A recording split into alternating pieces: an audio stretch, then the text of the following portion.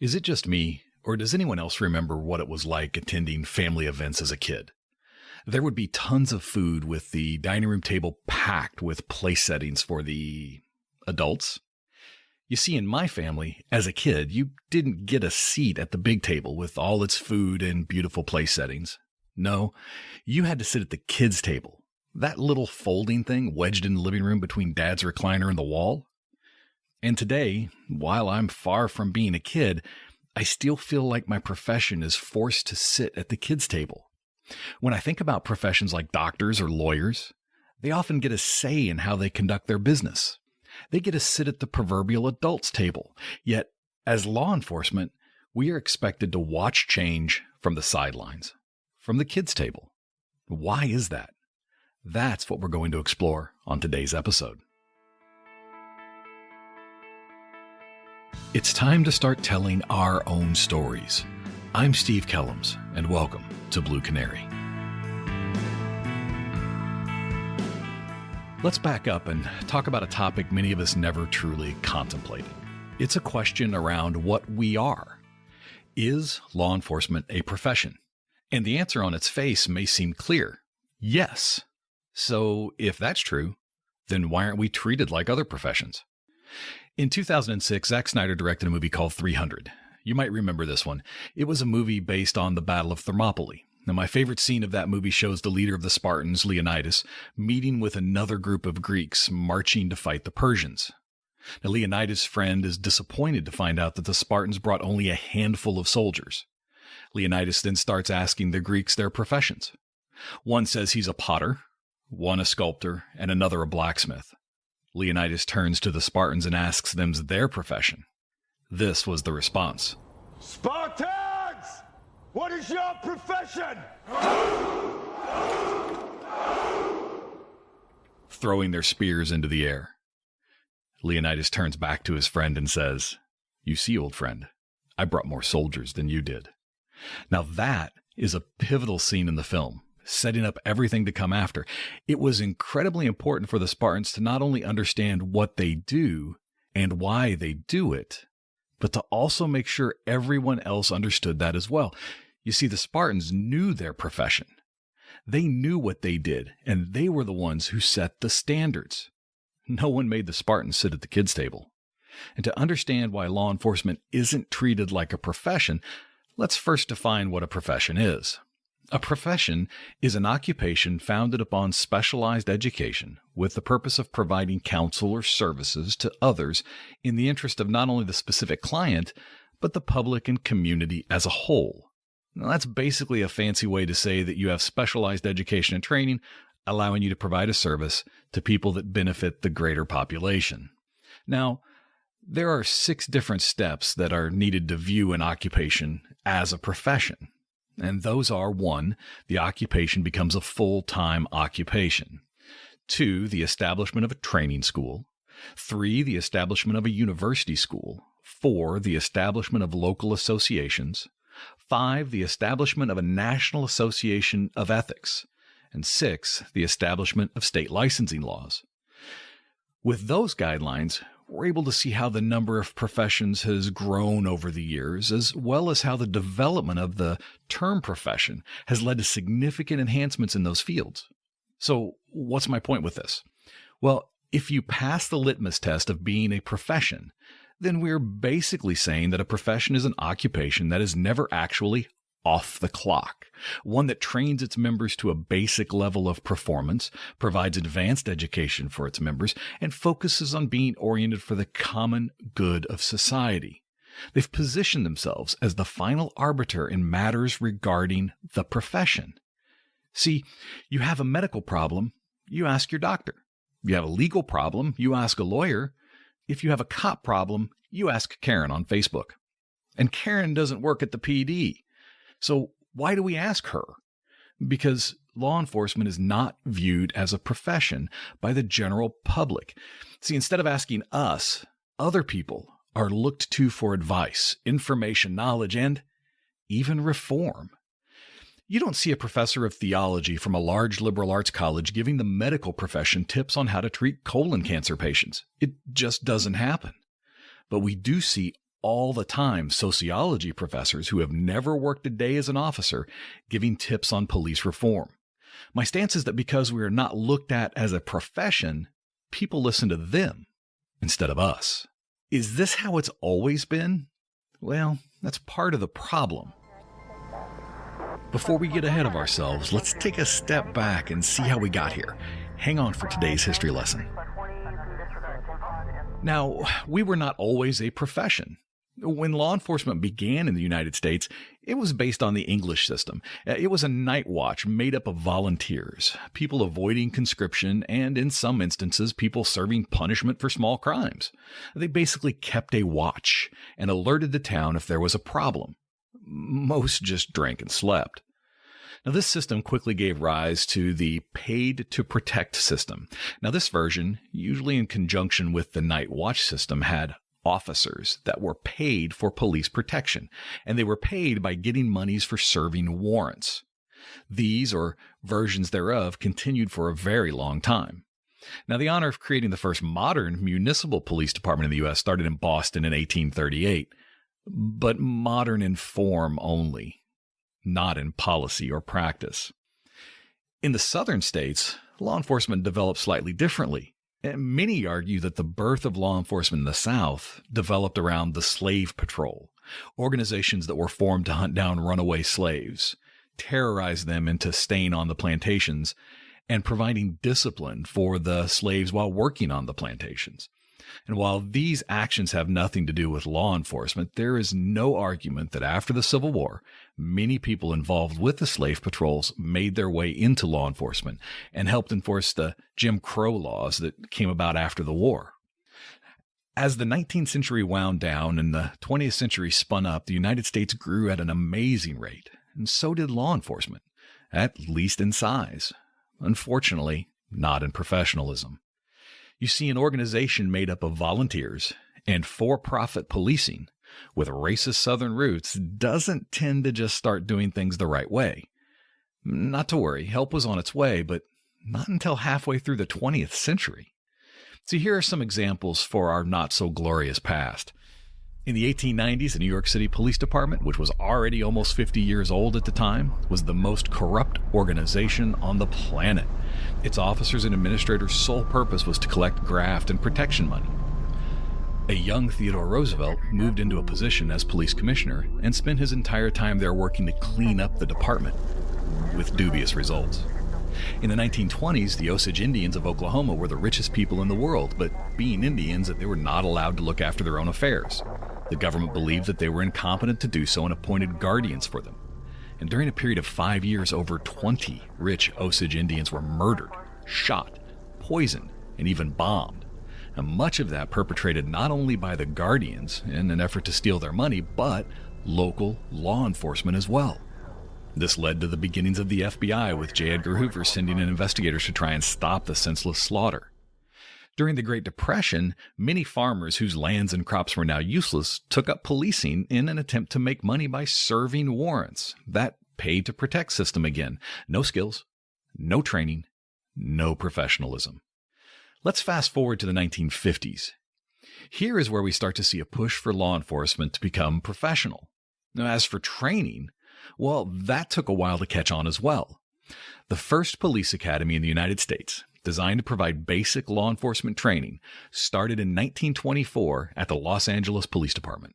Now, you might think that would be a hot ticket, but no one seemed very interested in what was going on way out on the West Coast. It wasn't until 1964 that the New York City Police Department started their police academy, and most of the other states in between didn't start developing academies until the late 1960s. You heard me correctly. It took over 40 years for the advent of a police academy to catch on. Think about that for a moment. It's only been a little over 50 years since we started trying to be professional. No wonder we get pushback from the community. People love to say that all of you cops are brutal, crooked, racist, stupid. Maybe we were, but we definitely are not now. And that's the story we have to start telling. But are we a profession? Does the community have it right? Should others outside of law enforcement be the ones making the decision for us? Before we can answer this, let's go back to our initial question. Look at the steps to become a profession and see how we measure up. 1, an occupation becomes a full-time occupation. Well, cops are always on duty. They are never off the clock. And while there's no legal responsibility to act, there is often a moral one. And any law enforcement action taken off the clock will legally be seen as acting under the color of authority. Check. 2, establishment of a training school. Basic law enforcement academies are required now in every state in the United States. There are a number of similarities in the academies, and most meet not only state, but federal guidelines and best practices. All federal agencies also have basic academies, and while the specific amount of training hours differ, their goals do not. Provide basic level training for brand new police officers. In addition to the basic training, all states in the United States require annual in-service training, and this consistent mandated training covers everything from bloodborne pathogens to sudden infant death syndrome to human trafficking and diversity training. States require anywhere from 24 hours to, in some cases, over 40 hours of continuing education every year. Check. 3, the establishment of a university school. Many of you might not make the connection here. You tend to look at university schools as Harvard Law School or the Indiana University School of Medicine, but we do have our advanced schools.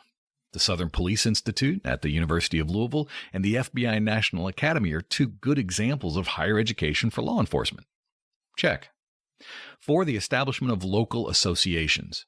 And we can start with the Fraternal Order of Police and then add associations like the International Association of Chiefs of Police, the National Sheriff's Association, American Academy of Forensic Science, International Association of Women in Police. I could go on and on.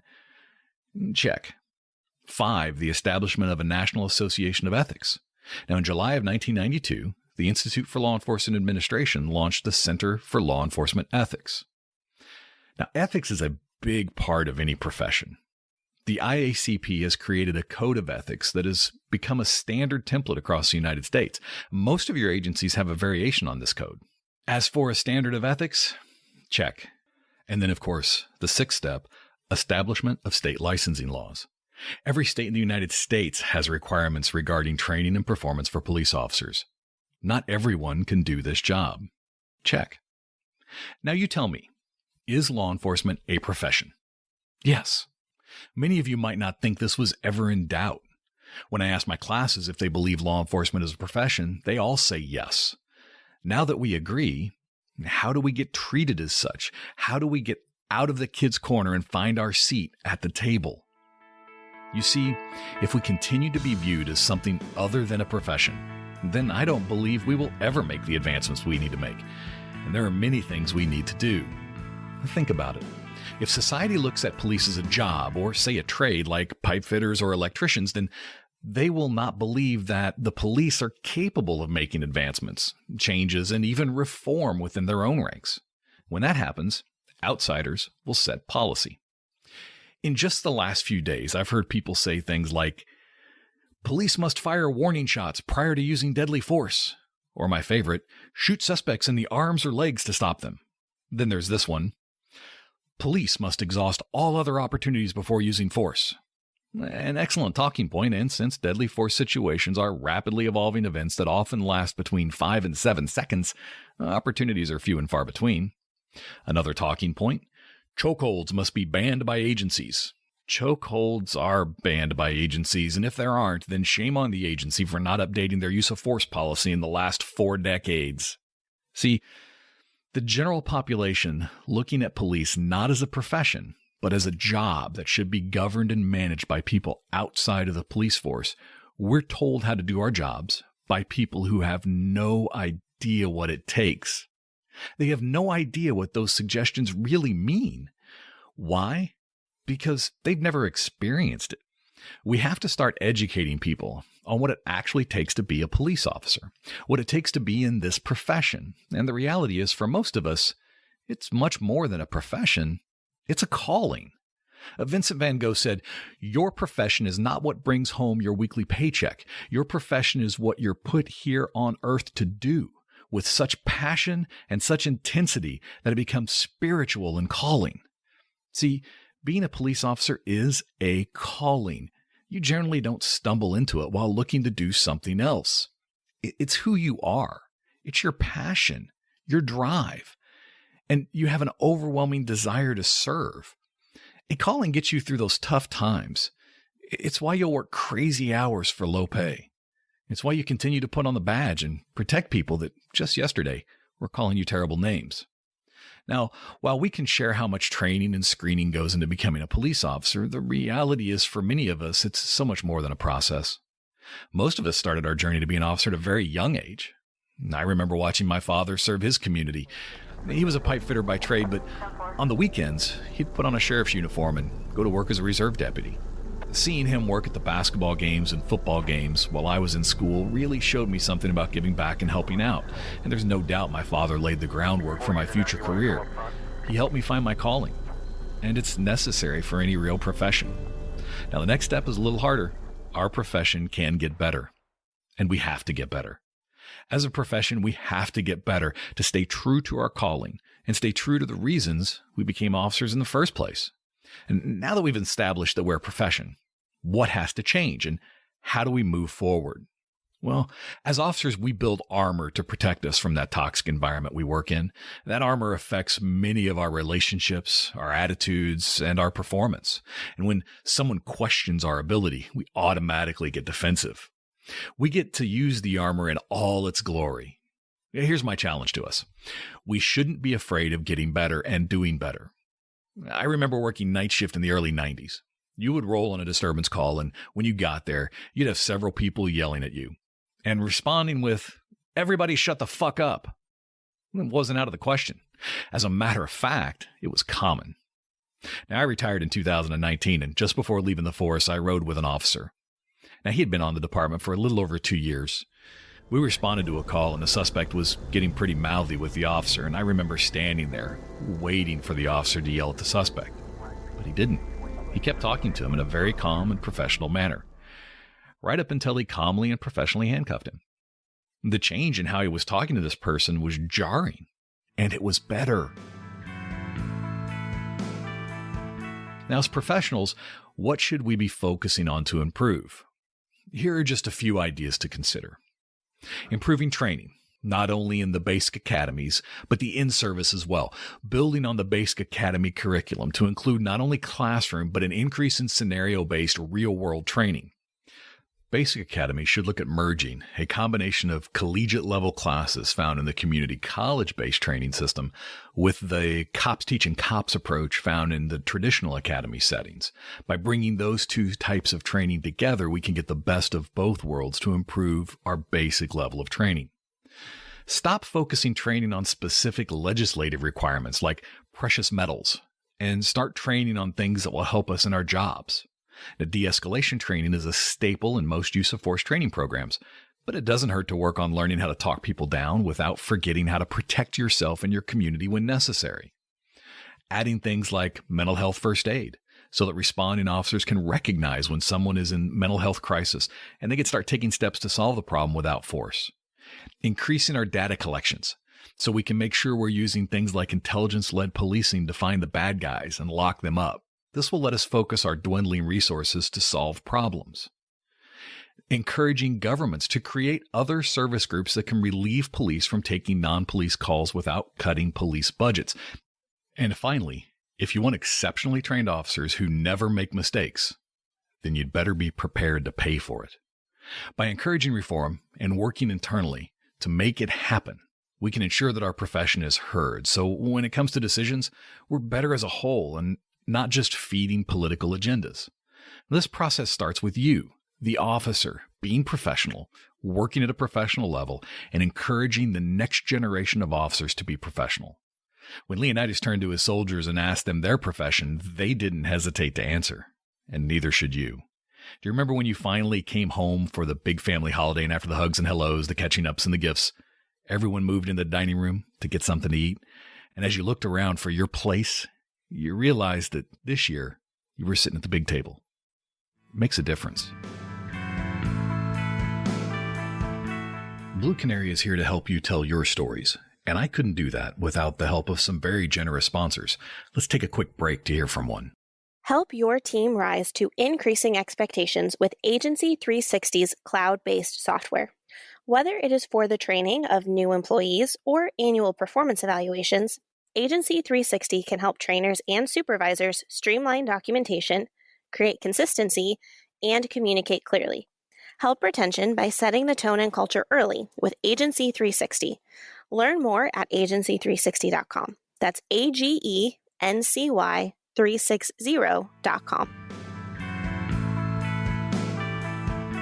In this segment of the show, I want to discuss some of the recent social media activity, specifically the just walk away from law enforcement movement. Now, Travis Yates, a police officer, administrator, and author, wrote a recent article which has some great points, but one section stands out. He writes, quote, "I wouldn't wish this job on my worst enemy. I wouldn't never send anyone I care about into the hell that this profession has become. It's the only job you can do everything right and lose everything. It's the only job where the same citizens you risk your life for hate you for it. It's the only segment left in society where it's cool to discriminate and judge just because of the uniform you wear. You never get to explain. You can never reason with them. The nasty words have now turned into rocks and bottles and gunfire." Now, while I don't agree with everything he says in the article, I can understand it. The real interesting thing is it's sparked the just walk away from law enforcement movement. A number of friends, colleagues, and national voices have started to call for officers to just walk away. As the calls for defunding police grow, so do the posts on social media. I've read things like, quote, "Just walk away, it's not worth it." Or, "Whole departments need to walk away. Give them what they want. Think it's time for the blue flu." Another one, "NYPD rank and file need to drop your equipment and go home until the city and state leadership cries uncle. Sorry, NYC, you're on your own." I get the sentiment.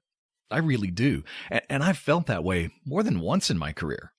But what happens when you walk away? Does the single mother who hears someone at her back door get any safer? How does the family business owner who's been having problems with people stealing from his business deal with the problem? How does the 7-year-old who hears daddy beating on mommy and calls 911 get any help? See, remember, these are just a few of the hundreds of reasons you got into law enforcement. To make a difference, to help people, to right wrongs. Guess what? You can't do any of that from the sidelines. And the cops walk away push over social media, it got worse when the Fulton County, Georgia district attorney announced that he would be seeking murder charges against an officer who shot a combative subject who had resisted arrest, took the officer's taser and shot it at the officer before the responding officer shot back and killed him. Now, this apparent political attack against officers resulted in the reports of large portions of the Atlanta Police Department just not showing up to work after the announcement. By walking away from the job, you're simply giving in to the chaos and putting the people who support you, which is the vast majority of the public, at risk. The anti-police advocates are politically motivated. And as Blue Canaries, the police, we're the first line of defense for the safety, security, and the constitutional rights of the citizens. That means that they're the first attacked. And because we're the first attacked, we've got to understand a little bit about the political agenda that's coming into play here. Now, there are 4 phases to it. 1, disenfranchisement. Take away the police's right to defend themselves and to adequately defend citizens. Number 2, demoralize. Cut the heart and spirit out of the officers. Let's make it impossible for them to come to work every day. 3, defund. Take away the money that pays the bills. Now, over 90% of all police budgets are salary. So every dollar you're cutting, those are cops that are protecting the street. So when you start cutting them, there's not enough cops to do the job.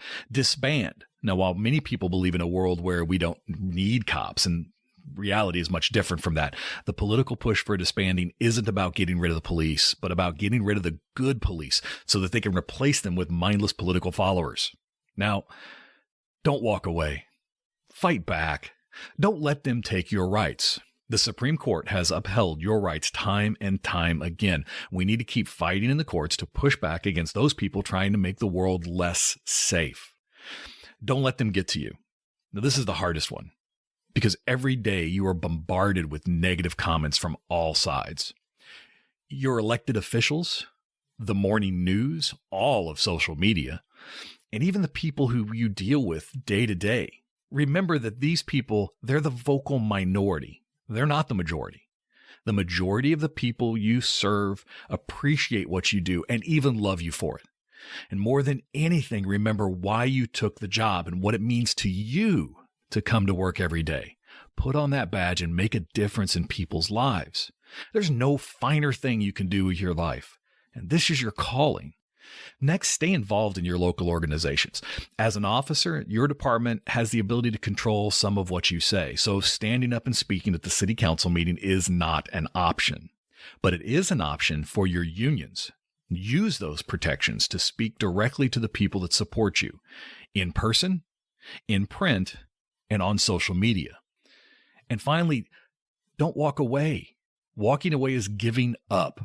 Remember, they are not the majority, just the loudest on the block. They're the bullies. And as officers, our job is to face down the bully. Do your job. Do it professionally. Take pride in it, and stay safe. Thank you for joining. As always, I'm curious what questions you're getting asked. What isn't the news covering? What story needs to be told? Connect with me at bluecanarypodcast@gmail.com.